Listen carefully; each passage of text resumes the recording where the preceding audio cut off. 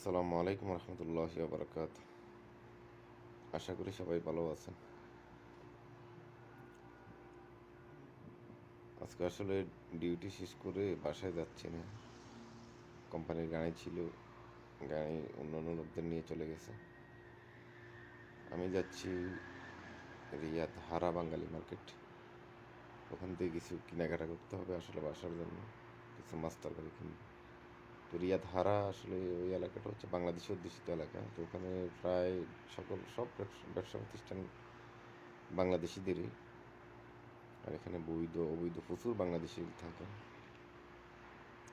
তো ওখানে গেলে বুঝতে পারবো না আসলে ওই এলাকাটা বাইরের কোনো এলাকা মনে হবে না, মনে হবে যেন বাংলাদেশের সিমসিম কারণ বাজার গুলিস্তান ওই রকমই মনে হবে। একটুও মনে হবে না যে বাইরের কোথাও আছে। তো এখন এখান থেকে আমি রিয়াদ বাসে উঠবো। পরে হারা বাঙালি মার্কেটের পাশাপাশি একটা স্টেশনে নামবো। নামার পরে ওখান থেকে আবার প্রায় 1.5 কিলোমিটার হেঁটে আমাদের ভিতরে যেতে হবে। তো এই এখন আবার নেমে গেলাম এখান থেকে। এই এলাকাটা পুরোই হচ্ছে হারা। আস্তে আস্তে যত ভিতরে যাব তত বুঝতে পারবেন। ভিডিওটি দেখতে থাকেন, তাহলে বুঝতে পারবেন যে আসলে কেন বাংলাদেশি অধ্যুষিত এলাকা কেন বলছি, যে এটা মনে হবে না যে বাইরের কোনো সৌদি আরব বা বাইরের কোনো দেশে আছে।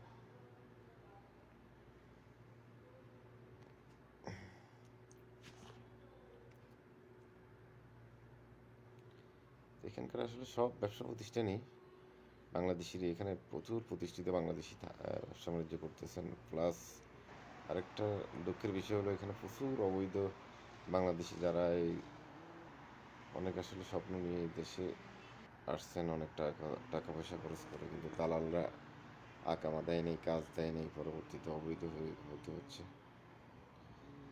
তো ওই ভাইয়েরা বেশিরভাগ এই এলাকাতেই থাকে। সৌদি আরবের এই হারা, আরেকটা হলো ভাতা, ওইটাও বাঙালি মার্কেট, ওইটা সবচেয়ে বড় এরিয়া। তো এই এলাকাতে বেশিরভাগ থাকেন, এখানে সবাই আসে।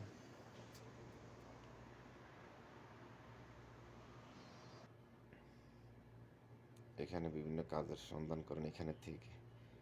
কারণ এখানে পুলিশও রেড যখন দেয় বা অবৈধ লোক ধরার জন্য, এখানে অনেক গলি থাকে, বিতর্গত অনেক গলি, অনেক এরিয়া আছে।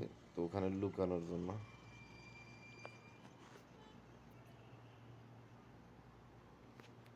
অনেক সময় পুলিশ রেড দিলে ওখান থেকে ধরাটা কষ্টকর হয়ে যায়, এই এলাকা থেকে ধরাটা। তো এই কারণেই আসলে অনেকেই থাকে।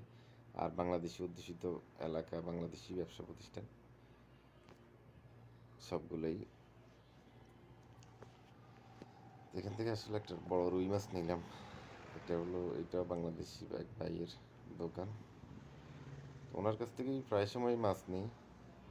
ওনার মাছগুলো একটু ফ্রেশ থাকে, তো খেয়ে একটু মজা পাওয়া যায়। এখানে আছে অনেক দোকান আছে, এই মাছেরই প্রায় প্রচুর দোকান আছে।